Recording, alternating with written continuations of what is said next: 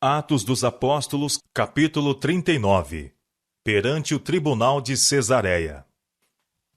5 dias depois de haver Paulo chegado a Cesareia, seus acusadores chegaram de Jerusalém, acompanhados por Tértulo, um orador a quem tinham aliciado como conselheiro. Foi concedida ao caso imediata audiência. Paulo foi levado perante a Assembleia e Tértulo começou a acusá-lo. Julgando que a lisonja pudesse ter sobre o governador romano mais influência que as simples afirmações da verdade e da justiça, o astuto orador começou seu discurso louvando a Félix. Visto como por ti temos tanta paz, e por tua prudência se fazem a este povo muitos e louváveis serviços, sempre e em todo lugar, ó potentíssimo Félix, com todo o agradecimento o queremos reconhecer. Atos capítulo 24, versos 2 e 3. Tértulo desceu aqui a desvalada falsidade, pois o caráter de Félix era indigno e desprezível. Dele foi dito que na prática de toda a espécie de luxúria e crueldade exerceu o poder de um rei com a têmpera de um escravo. Todos os que ouviram Tértulo sabiam que as suas aduladoras palavras eram uma mentira, mas seu desejo de assegurar a condenação de Paulo era mais forte que seu amor à verdade.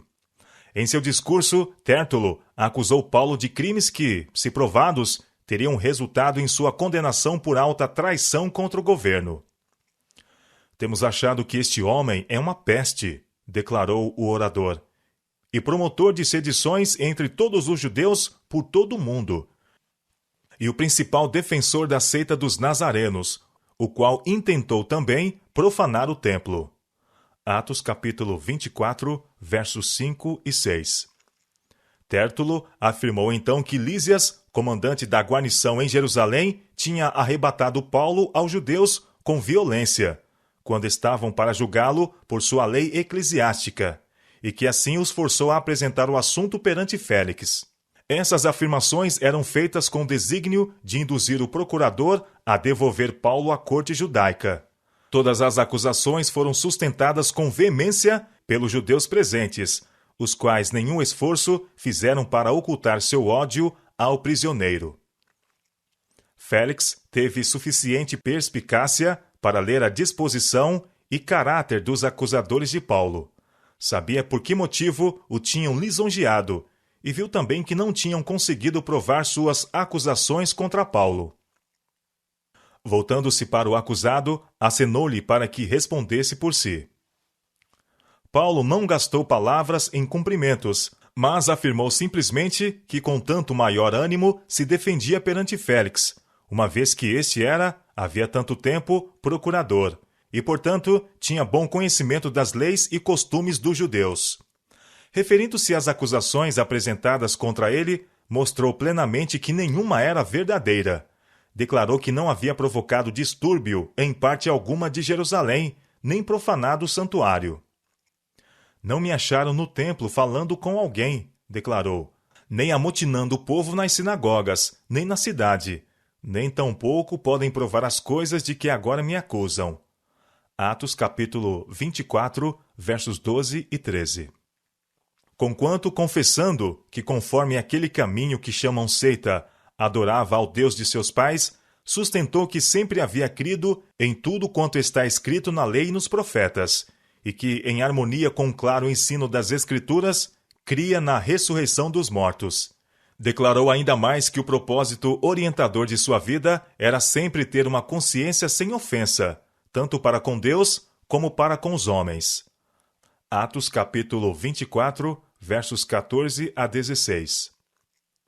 De maneira sincera e reta, ele declarou o objetivo de sua visita a Jerusalém e as circunstâncias de sua prisão e julgamento. Ora, muitos anos depois, vim trazer à minha nação esmolas e ofertas.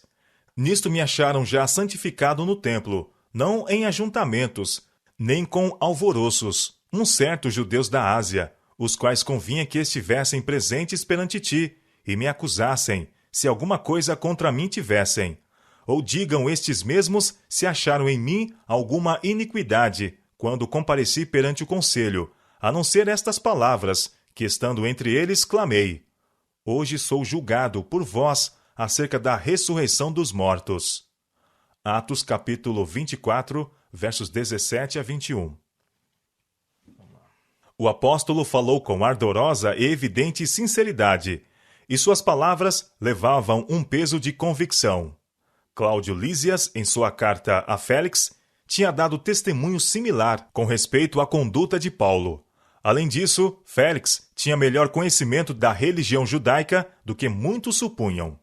A clara exposição que Paulo fizera dos fatos capacitou Félix, nesse caso, a entender ainda mais claramente os motivos pelos quais os judeus eram dominados ao procurar acusar o apóstolo de sedição e conduta desleal. O governador não queria agradar a eles condenando injustamente um cidadão romano, nem o poderia entregar para que o matassem sem um reto julgamento. No entanto, Félix não conhecia mais alto motivo que o interesse próprio, e era controlado pelo amor da fama e desejo de promoção. O temor de ofender os judeus o impediu de fazer inteira justiça a um homem que sabia ser inocente. Decidiu, portanto, suspender o julgamento até que Lísias estivesse presente, dizendo: Quando o tribuno Lísias estiver decidido, então tomarei inteiro conhecimento dos vossos negócios. O apóstolo permaneceu prisioneiro, mas Félix ordenou ao centurião que havia sido indicado para guardar Paulo, que o guardassem em prisão, tratando-o com brandura, e que a ninguém dos seus proibisse servi-lo ou vir ter com ele. Atos capítulo 24, versos 22 e 23. Não foi muito depois disso que Félix e sua esposa, Drúzila, mandaram chamar Paulo para, em entrevista privada, poderem ouvi-lo acerca da fé em Cristo. Atos capítulo 24, verso 24. Eles estavam desejosos e mesmo ávidos de ouvir a respeito dessas novas verdades. Verdades que poderiam jamais ouvir de novo e que, se rejeitadas, dariam um pronto testemunho contra eles no dia de Deus. Paulo considerou essa oportunidade como provida por Deus e fielmente a aproveitou. Sabia achar-se na presença de um homem que tinha poder de o condenar à morte ou de o livrar. Contudo, não se dirigiu a Félix e Drúzila com palavras de elogio ou lisonjas. Sabia que suas palavras seriam para eles um cheiro de vida ou de morte, e esquecendo-se toda a consideração egoísta, procurou despertá-los para o senso de seu perigo. O apóstolo compreendia que o evangelho tinha uma reivindicação sobre quem quer que atentasse para suas palavras.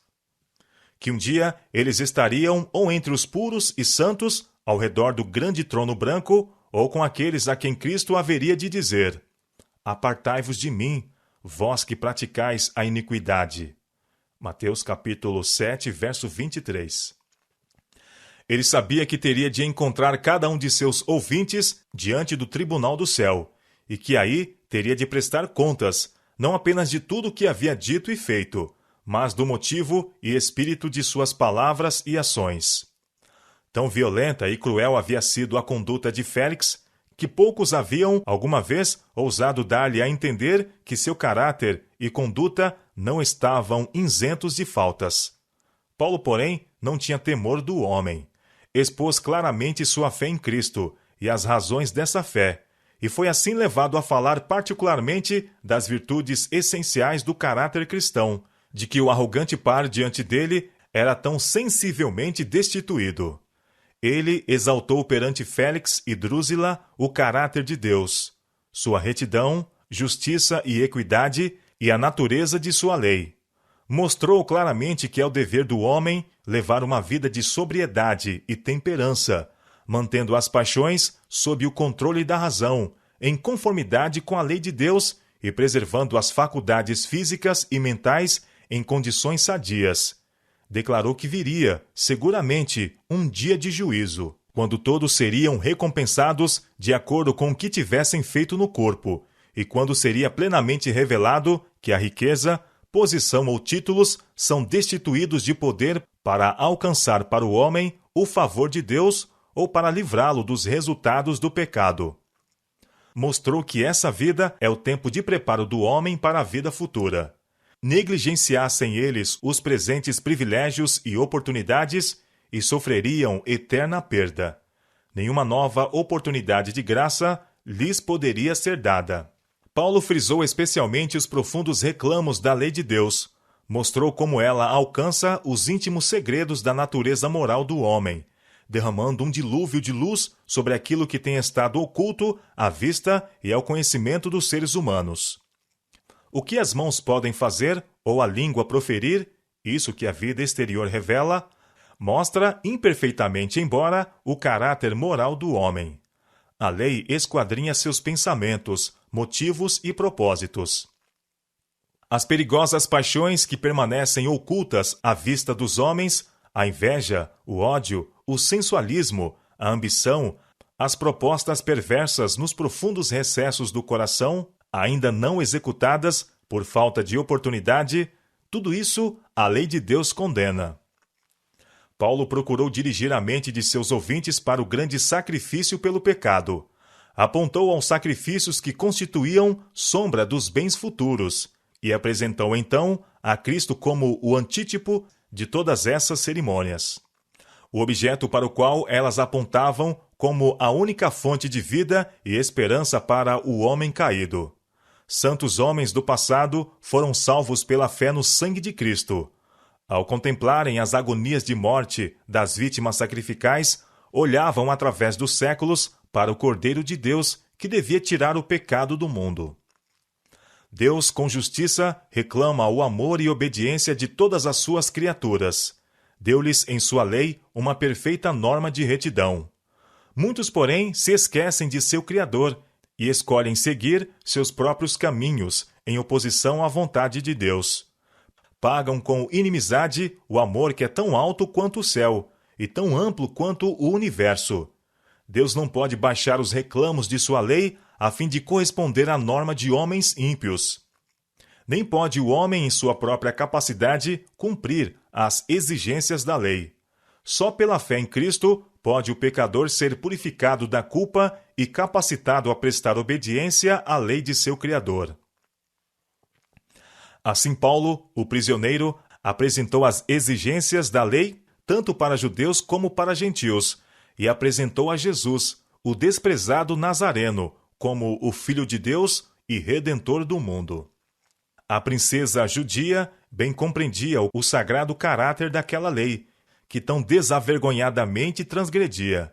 Mas seu preconceito contra o homem do Calvário endureceu-lhe o coração contra a palavra de vida. Mas Félix nunca ouvira antes a verdade, e à medida que o Espírito de Deus lhe imprimia convicção à alma, sentia-se profundamente agitado. A consciência, agora desperta, fez ouvir sua voz, e Félix sentiu que as palavras de Paulo eram verdadeiras. Sua memória retornou ao culposo passado. Com terrível clareza, surgiram perante ele os segredos de seus primeiros tempos de homem sanguinário e perverso, e o relatório tenebroso de seus últimos anos. Viu-se licencioso, cruel, desonesto. Jamais tinha sido a verdade assim levada ao íntimo de seu coração. Nunca antes seu coração se enchera de terror. O pensamento de que todos os segredos de sua carreira de crimes estavam abertos aos olhos de Deus e que ele seria julgado conforme as suas obras, fê-lo tremer de pavor. Mas, em vez de permitir que suas convicções o guiassem ao arrependimento, procurou livrar-se dessas reflexões indesejáveis. A entrevista com Paulo foi abreviada. Por agora vai-te, disse, e tendo oportunidade, te chamarei. Quão amplo é o contraste entre o procedimento de Félix e o do carcereiro de Filipos.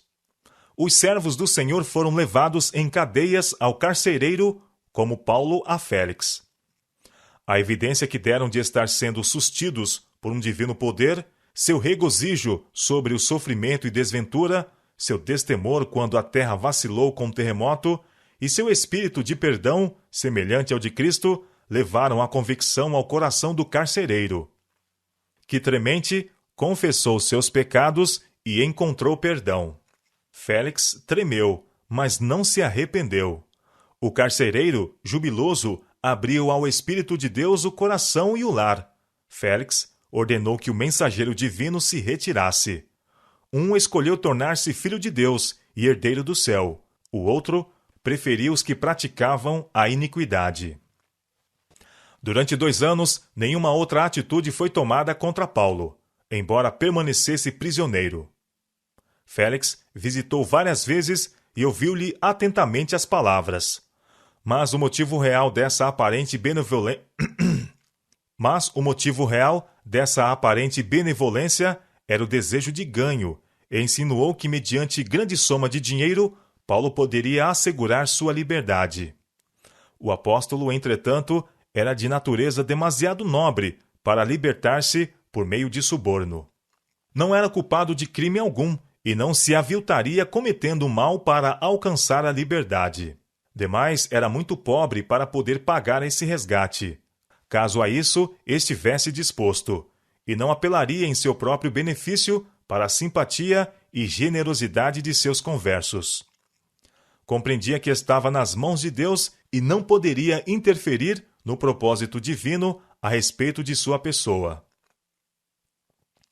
Félix foi finalmente chamado a Roma por causa de graves males feitos aos judeus.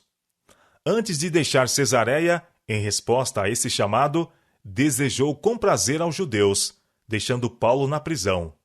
Mas Félix não alcançou êxito em sua tentativa de readquirir a confiança dos judeus. Foi removido do cargo em desonra, e Pórcio Festo foi indicado para sucedê-lo com sede em Cesareia. Havia sido permitido que um raio de luz do céu brilhasse sobre Félix, quando Paulo arrazoou com ele a respeito da justiça, temperança e juízo vindouro. Essa foi a oportunidade que o céu lhe enviara para que visse seus pecados e os abandonasse. Mas dissera ao mensageiro de Deus: por agora vai-te, e em tendo oportunidade te chamarei. Atos capítulo 24, verso 25. Menosprezara a última oferta de misericórdia. Nunca mais deveria receber outro convite de Deus.